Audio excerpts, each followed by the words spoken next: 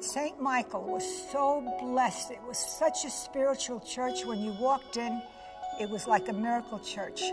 I came from a Catholic church, and it was just a big church. When I came here, it was a big family. And we all enjoy each other's company and working together. And I think that speaks to why we've been so successful over the years. I have so many memories of good times. If you ask me what the bad times were, I can't think of any bad times. They were all good.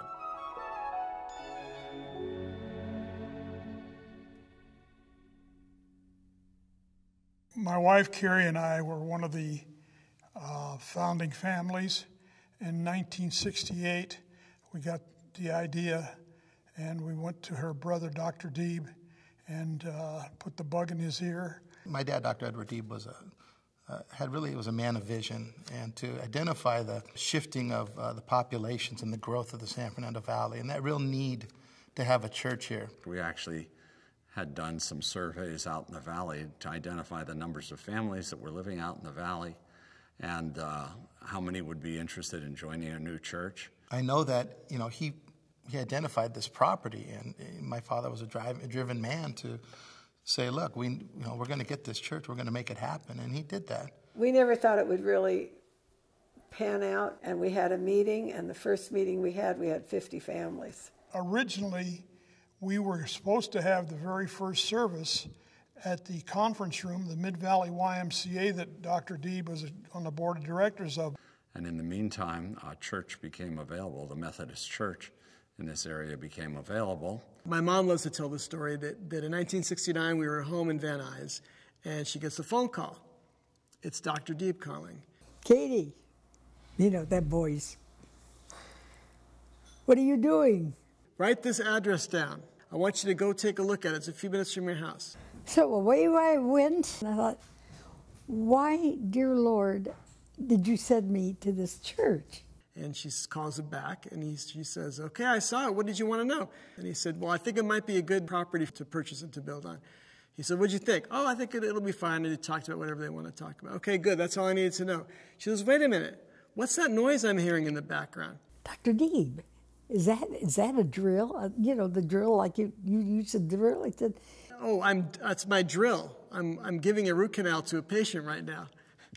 So it told me a couple things. The main thing was, even when these founders were at work, that the church was always foremost in their mind. And that's what they were concerned themselves. It didn't matter what was going on, they were going to build this church. And through the efforts of many of the parishioners that were going to become parishioners of St. Michael, funds were raised to be able to put money down on that church. And we actually were able to have our first service in the Methodist Church and instead of the YMCA. And that was kind of a big shock that we had not anticipated that being the case. We had black and white pictures of icons. Father Paul Romley was here, and we had a service that kicked us off, started us off. We have so many people coming from the San Fernando Valley and living in the San Fernando Valley, and it was a distance to take the freeway and go down to St. Nick's, so it worked out well. I was still very active at St. Nicholas, as were most of those members at the time. I do recall specifically that Father Paul Romley asked Deeb and Phil and I to join the movement because we'd been very active at St. Nicholas, and he trusted our opinions, that we would come here and start with the group, make sure they were focused in the right direction. My mom was someone who was able to take the vision and put it into action. And I think my mom and Aunt Katie, Nazif, and everyone else I told you, that group, really listened to my dad. My dad kind of had that vision, and he got people inspired to go forward. I remember the groups, and I've talked to even like Uncle Jake Thomas, and talked about how he'd go out and had to teach people about pledging and getting people to come to the church. I remember Jake Thomas coming in and asking, are you Orthodox? What church do you go to? At the time, we were going to the Episcopal Church in Encino. And he said, we just started St. Michael, it's Orthodox. We were going to St. Nicholas at times, but it was too far. So I said, why don't you come and try it? And we said, We'll see. So we went to a few services. It was lovely. We talked with Father John Reinhold, and we set up for a baptism for Bert Jr., and that was in April of 1969. And it was really funny because Father John said, I haven't done a baptism here. He didn't have a font, so he got this big wash basin out of the storage room, put it on a table, and we sat Bert in it and kept pouring water over his head. Father John Reinhold was assigned here as the first, I guess you'd say, kind of permanent priest, but it wasn't really permanent, it was temporary until the bishop identified a permanent priest, which he did, and that was Father Mark Bashara, and then there were several priests after that. Father John Reinhold came back for quite some time, and he was a real stabilizing factor in the growth of this church, just because of his love and dedication and personality, and people loved him and knew him. This is my most wonderful time that in all my life when I spent with the Lebanese people in Antiochian Orthodox Church, especially St. Michael's. What kind of wonderful people they have there. They were so wonderful people. I can't even speak about it. It was so wonderful. They really considered me as a father, spiritual father, and that's we worked together. They were spiritual children. I loved them. They loved me. And he was a saint. I would call him Saint Father John. He was the sweetest man in the world, and he was such a holy man, and his priesthood was unbelievable. And we were lucky enough to be on the inside of the altar to see his face and see his worship. It was something that I hold dear and precious as something I say is one of a kind. And I think he was a very good spiritual force for our parish during those years as we grew. What he would teach us was amazing, though we didn't realize we were learning at the time. There's a great story about Father Tom O'Day before he became a priest. And one day he said to Father John Reinhold, he said, Father, can you please do me a favor? He said, next time you give a sermon, could you talk about something other than love? Every time you have a sermon, it's all about love. Can you please next time talk about something else? He said, Tom, you don't understand. There is only love.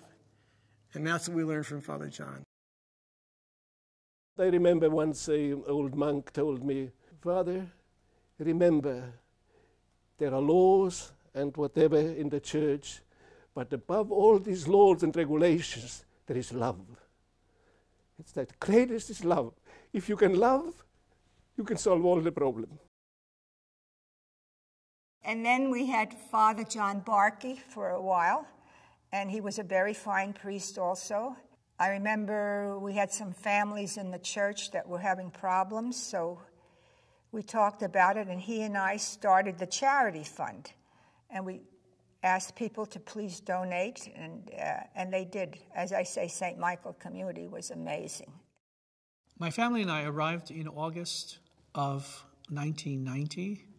It was the feast of the Dormition, and it took a while to get settled because we didn't have a home, and so Father Paul Romley was gracious with Huriapati to have us stay with them for the first 2 weeks. My son Michael was 9 years old at the time. I remember we were all up in the choir loft and we looked down, and some of them had already met him. I hadn't met him before that Sunday, but thinking how young and what a glorious voice he had. O Isaiah, dance thy joy, for a virgin was with child. The families here were very welcoming. We had open house gatherings in the different neighborhoods where I got to meet a lot of the families, and in no time became their pastor. I remember I was talking with Sayedna Philip one time, and he asked me about Father Timothy, and I told him he was a great shepherd. He did it right. I think we've been a very close-knit group, all of us, especially the founding families, and even after that we kind of did things together and worked together at bake sales and rummage sales, things like that. We are one big family. Everywhere you go, we're one big family. Of course, there's families here, families there, but as a group, we are a family. We went to school during the week and we did church Saturday and Sunday, getting ready for whatever was going on. And we were raised and grew up with the Nassifs and the Sads and the Deebs. Everyone was an aunt or uncle. We were a big family.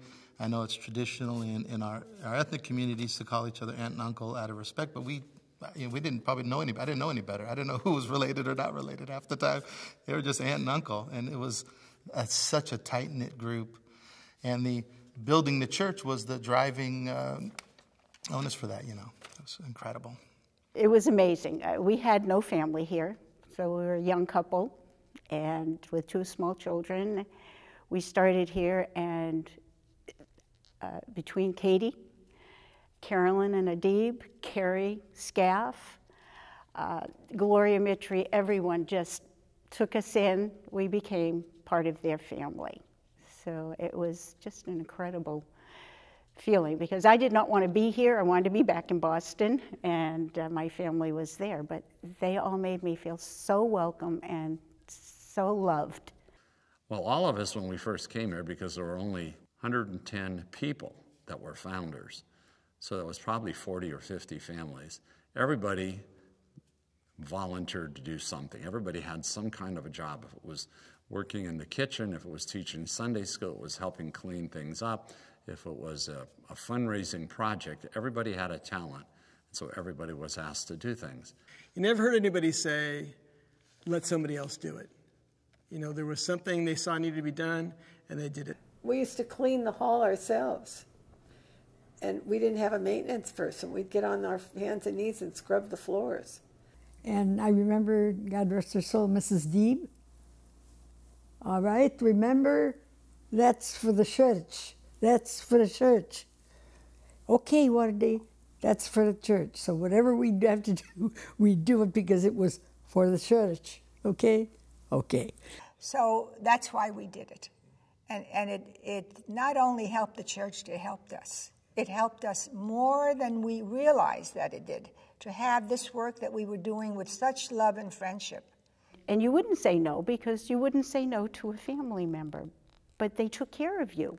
If something went wrong, they helped you.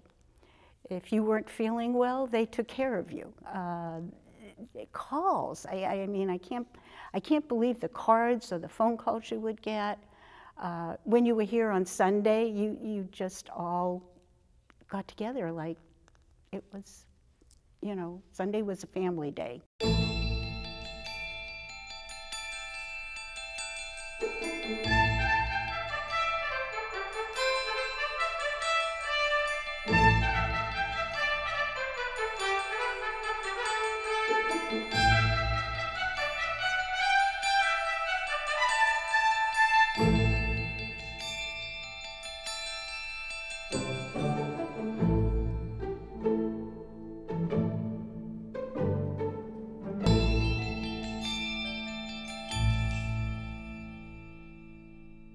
We needed money, of course, continue raising. There were all kinds of things we did. We had Maharajans. We had some here on the church grounds, and they were a lot of fun. We used to have luau's that we would work for 2 weeks, getting them, 2 weeks hard labor, setting up and doing everything.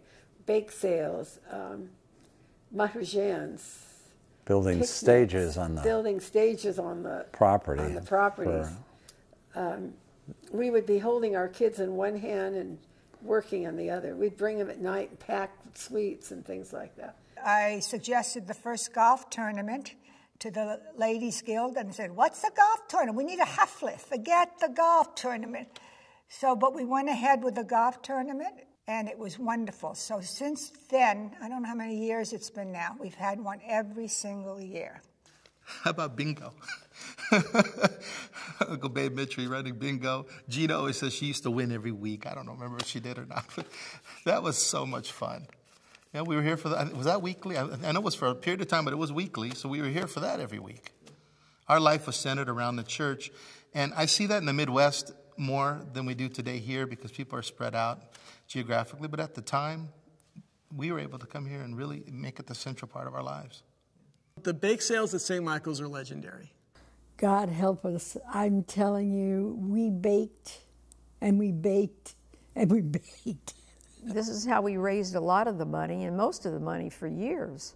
God bless the women in the kitchen, although I never went in there because they scared me. I always got stuck doing the dishes because they didn't like the way I pinched anything. Mrs. Deeb, one day, always give me this, likey Heidi, trying to show me how to do things, but would never let me at the table because I didn't know how to pinch, I didn't know how to mix, I didn't know how to do any of that, so I was dishwasher. I participated as a helper in the kitchen because I wanted to be part of that fellowship that was very close and intimate. You had, men and women both working hard, Phil Nassif rolling the dough, Wardy Deeb giving us instruction as to how to wash the pans, which is where I started, and you start washing the pans, and then you eventually graduate. It was like an unbelievable assembly line. You had had my dad making the dough and rolling it out, and you had the ladies that were pinching and filling and all that stuff.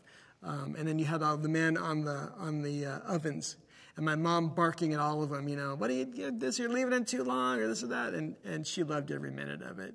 The men were adorable. They were just wonderful. She loved everyone who ever lifted a finger for the church. Was my mom's best friend, for life. But she was hard on them. And this was one of the means by which we were able to keep the balance of the mortgage of the large building we're in now down, and eventually pay off, help in assisting to pay off the mortgage. I still feel that St. Michael is a unique church from the standpoint of having that family feeling amongst all of the people here. I think it's pretty much the same. There's some families here that haven't been here from the beginning, but I think they're starting to find out little by little how we all got started and what we've done over the years. Well, the biggest change, of course, came with the gradual transition of the dismantling of the old church and the demolition of the old buildings of the property, which physically changed the look of the church, of course, with the construction of the assembly hall that we are now using as our worship space before the new sanctuary is completed. We're truly thankful for the support, the prayers, the blessings of His Eminence Metropolitan Joseph, who has given us his blessing to move forward with the construction of the church. We have reported to him all of the steps that have transpired and the wisdom that we've had with fine leadership and good stewardship to be able to achieve the goals of our community over these years, but more importantly, in building a solid future.